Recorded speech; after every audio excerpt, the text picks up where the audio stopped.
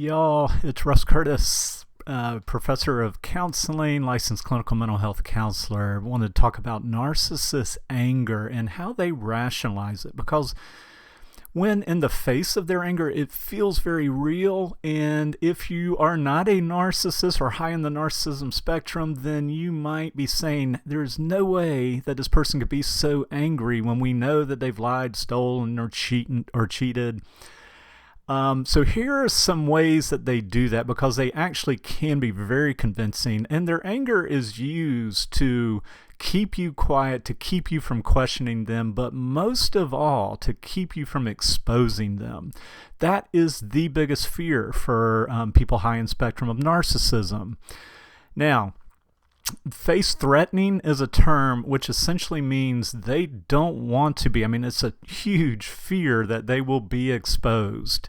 You will ruin their reputation. Okay, so instead of us saying, "Oh wow, we messed up. We messed up. We've got to take ownership of that so that we can learn from our mistakes," somebody who's high in narcissism does not go to that level of morality. They're thinking, oh, how can I protect myself and protect my face, if you will, to the community.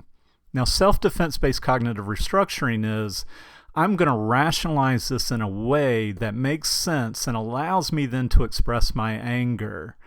And so here are the two big ways that they do this. And one is pivot. Okay, so they are going to shift the reason that they are getting angry and trying to talk you out of making it known that they've lied or stolen or cheated, by shifting this to, for instance, saying things to themselves like, yes, I messed up, but it wouldn't be good for the kids to know. It wouldn't be good for the community to know.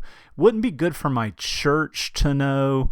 So they're not saying this to the victim and the people that they've done wrong, but they're rationalizing to themselves. And so then all of a sudden, they're not arguing for themselves anymore, which they may feel a little bit of guilt. It depends on if there's a lot of psychopathic traits where there's not going to be guilt. And there's a lot of overlap, or can be a lot of overlap, between narcissism and psychopathy.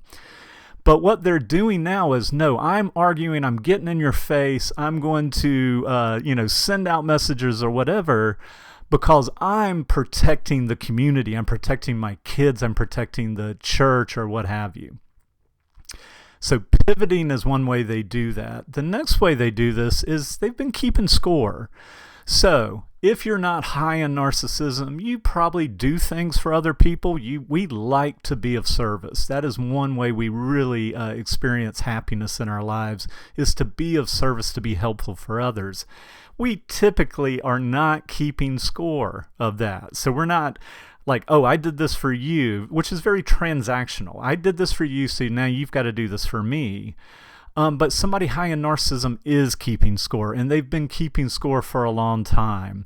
So anytime they do something for other people, it will be so that if they need to, they can call on that later. Let me give you an example. Let's say that they helped you financially, or they made a phone call so that you could get a job, or boost your standing with a company or what have you. And then later, you've kind of come to them with some problems that you recognize that they may have lied, stolen, cheated, whatever it is. And they are immediately going to switch and say, whoa, after all I've done for you, you're going to call me on that? So instead of saying, oops, yeah, I have messed up, I need to own this, that's how we learn and grow. No, they're going to automatically switch and remember that kind of transactional, stuff that they've done to help you.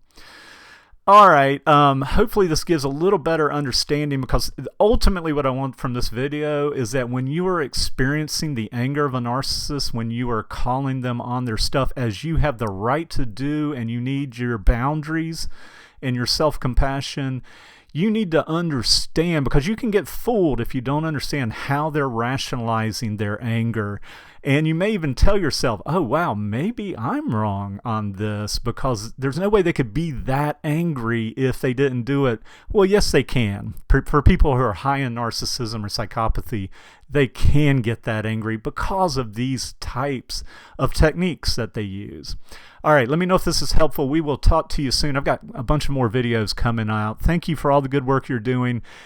Practice your boundaries, practice your self-compassion. You don't need to be around negative people that drag you down. All right, take care.